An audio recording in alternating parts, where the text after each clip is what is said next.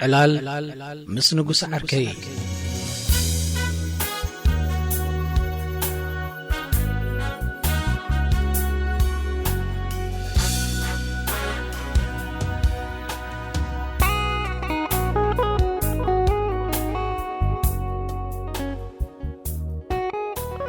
ንጉስ ፍሽኽሽኽ እናበለ ቀረበኒ ከውፅኦ ዝሃወኾ ጉዳይ ከም ዝነበሮ ገመትኩ ከጸብየኒ እውን ዓቕሊ ነበሮን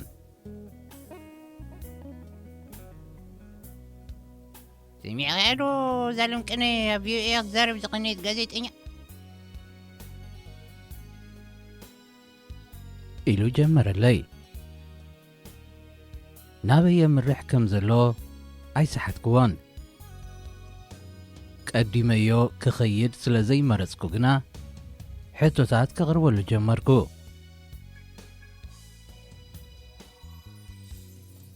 ክንደይ ጋዜጠኛታት ተዛረብዎ እሞ ክንጽብጽብ ኢና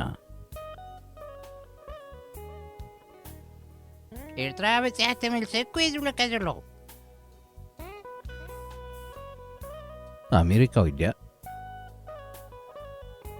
ጋዜጠኛን ኣሜሪካዊት እንዳ እሞ ካብ ናይ በዓል ቢቢሲ ዝፍለይ ኩነትን ከተቐረበ ሓቀይ ነቲ ልሙድ ኣረዳድኡኡ ደገም ኩሉ በዓል ቢቢሲ ዳ ሓሰውጡ ምዃኑን ኩሉ እንዲፈሊጥዎን ሓንቲ ምስ ሰብ ኢንተርቪው ምግባር ምስ ኣብያ ጥንቁል ኣቢላ እቲ ህዝቢ ስለ ዝፈርሒ ዘይተዛረበ ኢላ ሓሳዊት ምዃና ስለ ዝፈልጣ ህዝብና ግሪ ኢሉ ዘይተዛረባ እዚ ኣሜሪካዊት ግና ክትሰምዓኒ ኢልካ ሓቀኛታት ኣሜሪካውያን ባታ ኣለዉ እዮም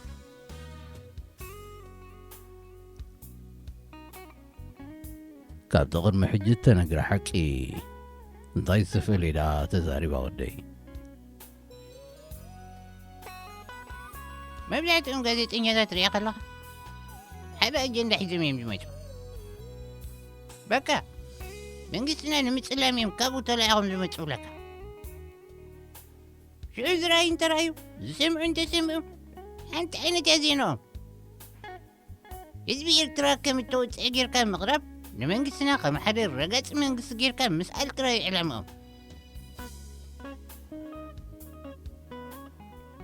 ምስ ረኣዩን ምስ ሰምዑ እንደይኮኑን ከምኡ ኢሎም ዘቕርቡ እንተነት ዜና ካብ ዓዶም ሒዞም እዮም ዝመፁ ኣብዚ ተዛዊሮም ገለ ሕማቕ ዝዛረብ ሰብ ተረኺቦም ድማ መራጉቲ ሕሶቶም ወሲኾም እዮም ዝኸዱ ብኸምኡ ኮዩ መንግስትና ነዞም መብዛሕትኦም ጋዜጠኛታት ካኣቱ ዘይፍቅድ ኣሎ ነዛ ሓቀኛ ትብላ ዘለኻ ኣሜሪካዊ ዳ ከመይ ገይሩ ፍቂዱላ ነዚኣ ዳ ከመይ ዓይነት ሰብ ምንበራ ኣቐዲሞም ፈሊጦም ኣይስለፀንሑ መራሕትና ባዕሎም እዮም ነቲ ሓቂ ኸተቃልሕ ዓዲሞማ እንታይ ትብል ወደይ እቲ ሓቂ ትብሎ ዘለኻ ዳ ክግምቶ እንዴት ዝጅምር ዘለኹ ኢልና ኢና መንግስትና ኣብ ዲፕሎማሲ ንፉዕ ኣይኮነን ንብሎ እምበር ምስሊ ኤርትራ ብዓለም ክፅበቕ ክንደይ ሃገራዊ ፃዕሪ እዩ ዝካየዱ ስቕ ኢሉ ሰብ ኤርትራውያን ኣብ ስደት ጠፊኦም ዶ ተቐቲሎም ኢሉ ወረቕ ነዚዕ ከሎ መንግስትና ግና ነቲ ጓሂ ኣብ ውሽጢ ገይሩ ካልእ ፅቡቕ ነገር ድማ ብዚ ሃገር ይግበር ከም ዘሎ ብበበይኑ መንገድታት እዩ ንዓለም ዘብርህ እሞ ሕጂ እዛ ጋዜጠኛ እንታይ ኣብሪሃ ትናታ ኢንተርቪው እኳ ከም ዘለዎ ተተርጊሚቡ ናብ ህዝብና ክቐርብ ነይርዎ ኣብ መንጎዳ ገለጥ ድርቤሽ ነይራ እምበር በልት እተደርበሸቶ ጥራይ ንገረኒ እቲ ካልእ ሓቂ ክትሰምዒ ይደልኒኻ ማለት ድዩ ካብቲ መንግስትና ዝብሎ እንታይ ፍሉይ ነይርዎ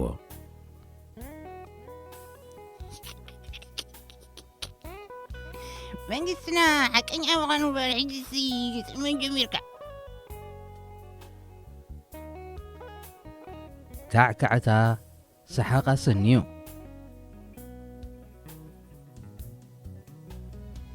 እዚ ንስኻ ሓቂ ትብሎ ነቲ ናይ መንግስትና ጎስጓዝ ጥራይ ምዃኑ ስለ ዝፈልጥ እየ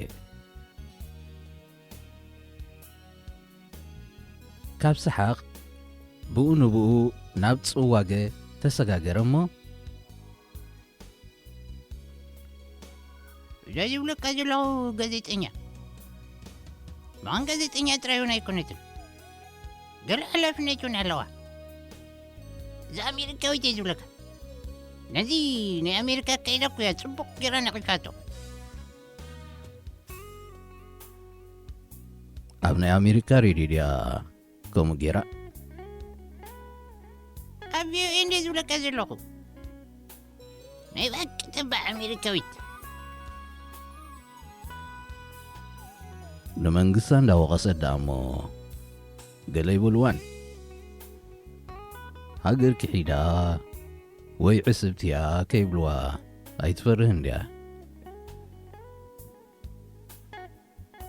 እንታይ ዘፍርህ ኣለዋ ናታ ርእቶን ፀብላሕተን እኮ ያንፀባሪቐ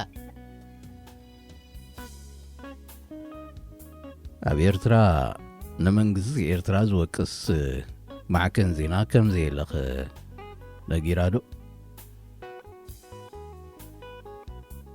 ኩሉ ብሰንኪ ኢትዮጵያን ጉጉይ ፖሊስን መንግስቲ ኣሜሪካን ምዃኑ በነጊራቶ መንግስቲ ኤርትራ ግና እቲ ዝበሃል ብዘየገድስ ነቶም ኣሲሮም ዝነበረ 6 ድዮም ዋላ 8 ጋዜጠኛታት ከም ዝፈትሖም ግና ገሊጻ ርኢኻ እሞ እዘን ምዕራባውያንሲ ጋዜጠኛታት ኣሲርካ ኢለን ንመንግስትና ክወቕሳ ፀንሐንሲ ናፃ ምስ ለቐቖም ደኣ እሞ እንታይ ኮይነን ፅቡቕ ዘይዛረባ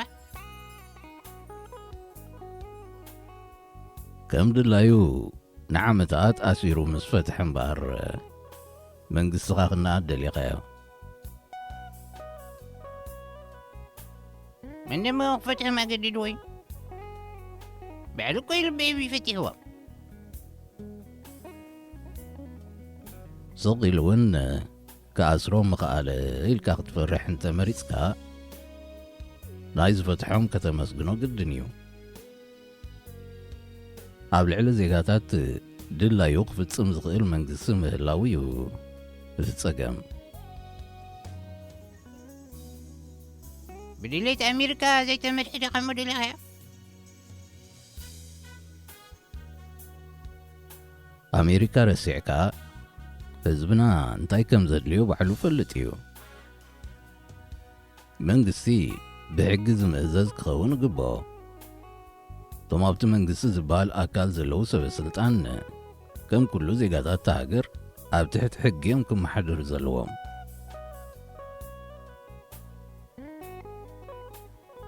كم وصل زغن النيم دا قدم 15 عام أمريكا ولا أقصى عز غير واجزي لعلو تسوي سلطان كي ترفو أما خيراتهم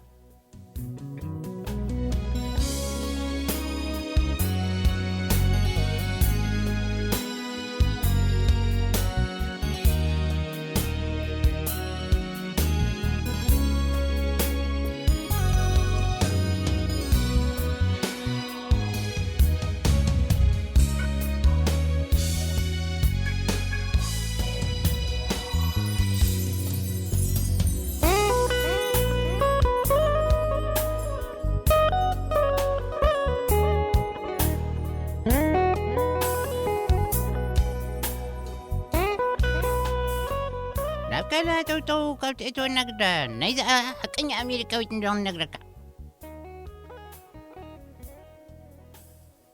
الرايول بعلال كاتزانا نطيك غالي إلا كل شجرنا بسنك امريكان اثيوبيان مخانقة امسكي راولك ناي حقرا واقل قلوت قداي زولتون تنقيرا كامو اللي انت عم تقول بز نجر كان دو انتاي لي أجوغا تغطات መንግስቲ ኤርትራ ሲ ንሰብ ከይነገረ ኣስታት 100,000 ዝኾኑ ኣባላት ሰራዊት ከም ዘሰልጠነ እኮ እያ ገሊፃ። ንሰብ ዘይተነግረ ደኣ ከመይ ጌራ ንሳኸ ሰሚዓቶ? ንሳ ደኣ ምስ ክንደይ ሰበ ስልጣን እኮ እያ ተራኺባ። ወላ ንፕሬዚደንት እኮ እያ ን3 ሰዓት ዝኣክል ኣዘራሪባቶ። 3 ሰዓት ጥራይ? ካብ ንላዕሊ ደኣ እንታይ ደለኻ? ብመንግስቲ ተዓዲማ ዝመጸዳ ካብኡ ዝነውሕ ግዜ ምስኡ ሕሊፋ ትኸውን እምበር ኢለ። እታ ወዲ ገላ ትዛረብ ደለኻ ኢኻ መስለኒ ኢሉ ንጉሰ ፍሽኽታ ናብ ገጹን ናምፀአ። ብዛዕባ ዕድሚን ጥዕንዶን ዝበለቶ ተትሰሚዕ ዶ እሞ ካልእ ምጠርጥርካ ማለት እዩ። ሕራይስከ ኣጠርጥረና በል። ሕማም ዝበሃል ዘለዎ ይመስልን እዩ ኢላትካ። ትርኢቶ ኸ ወዲ 50 ዝመስል ኮ ኢላቶ። ወላ ዘራርቡ ይመሪሕዋ ናይ ምግላፅ ክእለቱን ቋንቋኡን ዋላ እኮ እያ ንኢዳቶ። በቃ ናፃ ኮይና ትዘርብ ነይራ። ከም ዝበልኮኻ ወላ ሓንቲ ኣጀንዳ ይነበራል።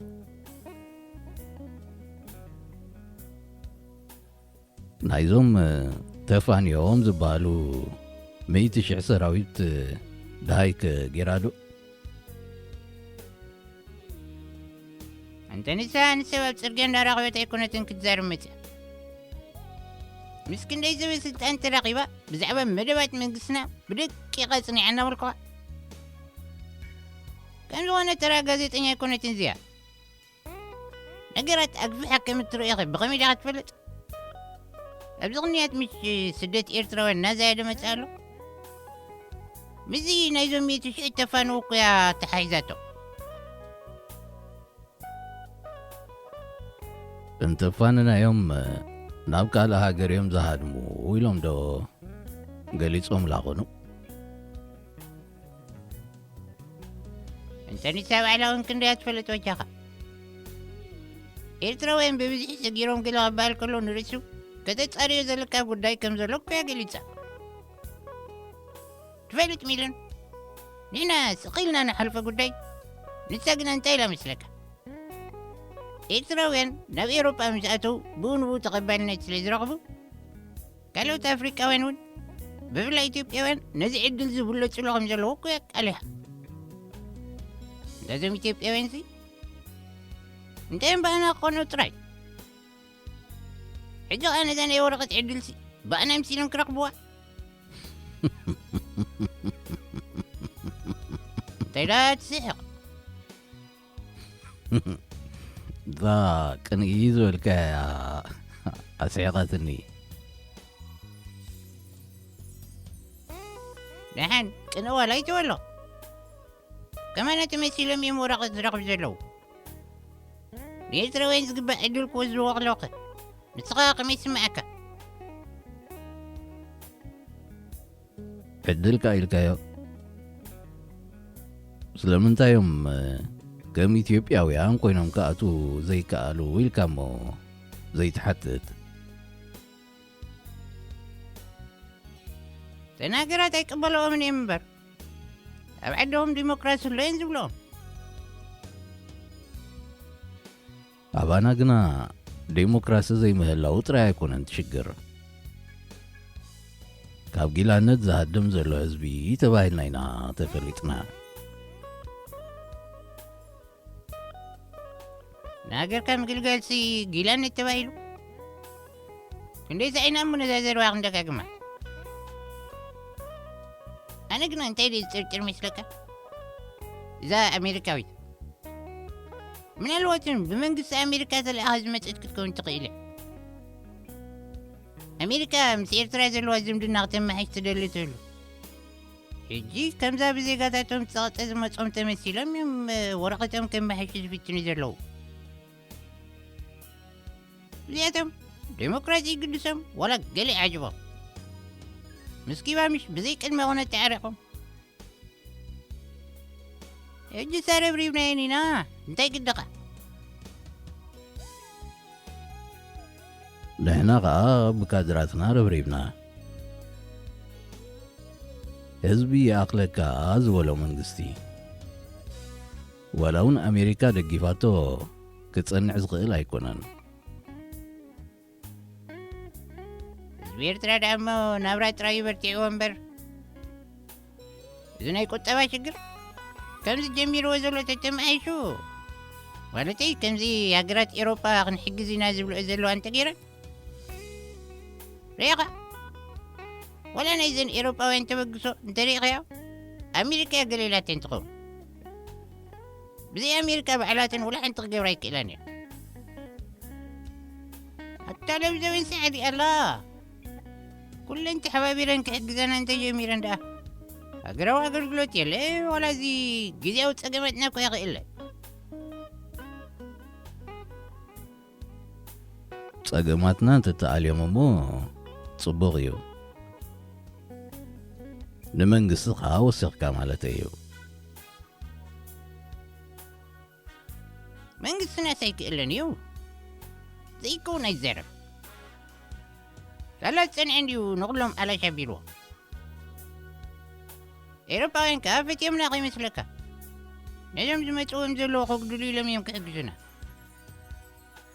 هنا دعمو انت قدسنا ليترانا بإيروبا غير كاب سلام من باريو بترأس مركوسان قالن كدا ناوي بيلو نحنا دو حاجة زي نقبلنا إلنا بتعجز غيرنا كوينا نفسنا كلنا حسب زلنا كيف كده ما تيجوا من سنة حاجزكم بيقرنا دو كنول زقيلنا كخونا لغو يزو لهم نيرو زمن حجز زبن نعدا وصعتنياتات يقلاقل كم زلو قمتكو بسنك حماقات تحزقو قلقو النعوك وهاب زتصبه زلو جيزيو منقسي إيرترا لومون كم قدم ندخمتو كم جقننت كم كحلو يزعت كادراتو قرورتاتهم أتصريهم تداليم هلو نقولو انت تادم مايوم تداليوم اتتكابون تتراغبو بسالنا كبلو انت تساينو دما سهلا صنعتنا እናበሉ ክቕጽሉ